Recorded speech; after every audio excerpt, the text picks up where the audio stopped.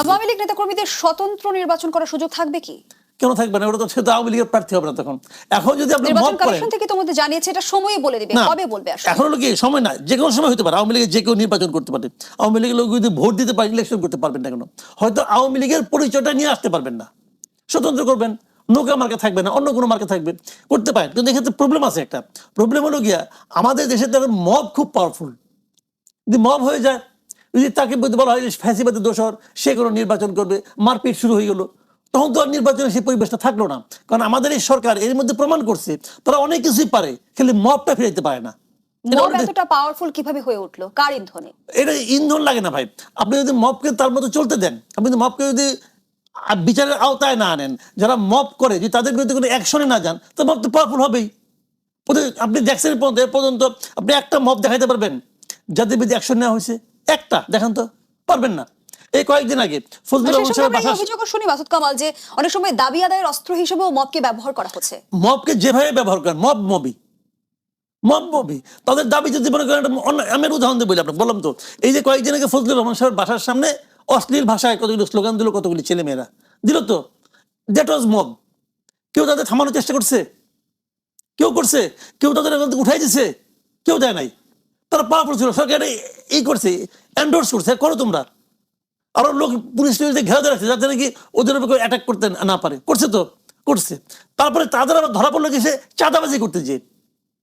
তার মানে তারা আসলে বাইরে থাকার লোক না, তারা ভেতরেই থাকার লোক, জেলখানে নিয়ে গেছে।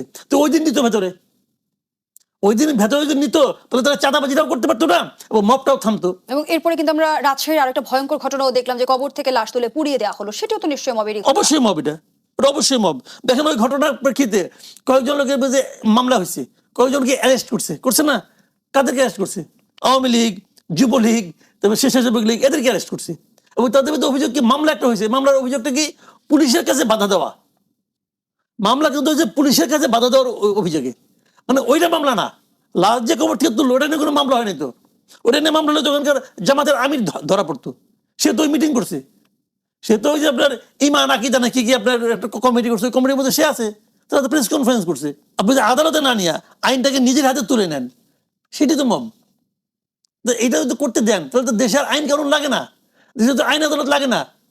আপনার মনে হলো সব পিটিয়ে মেরে ফেলেন, আপনার মনে হলো এটা বিচার করে ফেলেন, তাহলে আর আইন আদালত কি করবেন? হাইকোর্ট দিয়ে কি করবেন? কোনো কিছু তো দরকার নেই আর। বাট সভ্য সমাজে এটা চলতে পারে না। আমাদের এখানে এই সরকার এটা অবাধে চলতে দিচ্ছে। এ পর্যন্ত কোনো একটা মবের বিচার হয়েছে কিনা আপনি আমার দেখান তো। বিভিন্ন সময় কিন্তু আমরা শুনেছি মাসুদ কামাল যে বলা হয়ে থাকে যে বিপ্লবোত্তর নৈরাজ্যের পরিণতির ফলে আসলে মবের উত্থান ঘটেছে। এভাবে সরলীকরণ করার সুযোগ আছে কিনা? নাই। প্রথম দিকে সরকার গঠনের আগে 5 তারিখ থেকে 7 তারিখ পর্যন্ত, 8 তারিখ পর্যন্ত, এই সময় হয়তো দেশে কোনো সরকার ছিল না, তখন হলো ঠিক আছে। গণভবনে যেটা হয়েছে এটাও মব, কিন্তু ওই মবটা আবার সমস্যা না, কারণ ওটা তো সরকার পতনের জন্য হয়েছে। কিন্তু যখন সরকার একটা গঠন হয়ে গেছে, তখন আপনাকে সরকারের যে নিয়ম কানুন সেগুলো মানতে হবে। তখন আপনার কেউ দায়িত্ব দেয় না, আপনার কোনো অধিকার নাই যে 32 নম্বরকে আপনি ঘোষণা দিয়ে ভেঙে ফেলাবেন। পারেন না, আপনি এটা ভাঙতে পারেন না, কারণ ওটা 32 নম্বরটা তো গভর্নমেন্ট প্রপার্টি, ওটা ট্রাস্ট করে দিচ্ছে, এটা গভর্নমেন্ট প্রপার্টি। তো গভর্নমেন্ট এটা কেন ভাঙতে দিল? গভর্নমেন্ট থামাইতে গেছিল?